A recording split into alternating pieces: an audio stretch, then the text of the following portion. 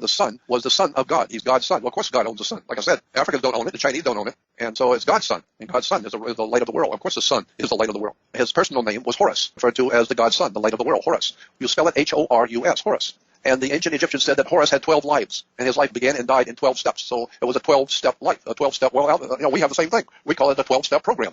Alcoholics have a 12-step program, and you have a 12-step program. You start in the first grade, and you end up in the 12th grade. You have to go from the first to the 12th grade, so it's a 12-step program. That's what Amun-Re does. He rises in the morning, and he goes for 12 hours, and then he's gone. So Amun-Re, his personal name was Horus, H-O-R-U-S. So we take the word Horus, H-O-R-U-S, and make it H-O-U-R-S. It becomes hours. 12 hours is actually H-O-U-R instead of H-O-R-U. So you just interchange R and U. Horus becomes hours. So now we have 12 hours, or 12 Horuses. So the first hour, the first Horus was called Horus of the first step. Horus of the first step is when he breaks in the morning. When it comes up on the horizon for the first time, he was referred to as God's son, but he's a newborn son. He's a baby. The way they pictured him in the ancient world was in a crib. He's in a little manger. God's son. He's just a baby. He's just born. And so he's just dawning. So therefore, if you understand, then you say, oh, I see. It's just dawned on me, what you're talking about. Yeah, that's what the sun does. It dawns on you. And so the sun came up in the morning. It was called Horus of the first step. And then a little bit later, about 60 minutes later, that was Horus of the second step. And then 60 minutes later, it was Horus of the third step. And he's climbing in the sky as he's growing up. He started off as a baby, now he's growing up. And when he finally reaches Horus of the sixth step, he's finally straight overhead. So now he's Horus, who is now referred to as the Most High God. That's a term that's even in the Bible, talking about the Most High. Why? Simple. It don't get any higher than 12 noon. Well, it's called high noon.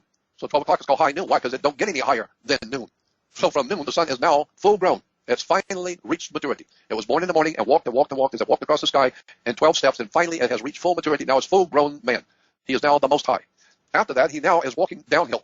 He's going to die now. He's a full-grown man, and he's got that much more time to walk downhill until he finally ends up as an old man at 12. And so he's at 12, he's the most high, and he's teaching everybody. Because if you can't learn something in broad daylight at 12 noon, then you're not going to learn it at all.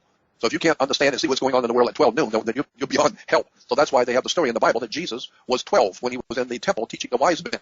No, not 12 years old, 12 noon. The sun was in the heavens at 12 noon teaching the world. Right. Because if you can't learn what the world's about at 12 noon in the broad daylight, then you're pathetic. You can't learn anything. So therefore, you might as well be in the dark because you're not learning anything. So therefore, God's son, the light of the world, was teaching the wise men at 12 noon. Not 12 years old, 12 noon. Because why? Well, because Jesus was the Most High God. Yeah, the sun doesn't get any higher than 12 noon. But then the sun walks downhill. Now it's walked uphill to become full grown at 12. Now he's walking downhill. Horus is the 7th step. Horus of the 8th step. Horus of the 9th step. So now it gets down to Horus of the 11th step. And now it gets down to the last and final Horus, or the last and final hour of daylight. And now he's going to die. God's son, the light of the world, has now been led to his death, and he's going to die.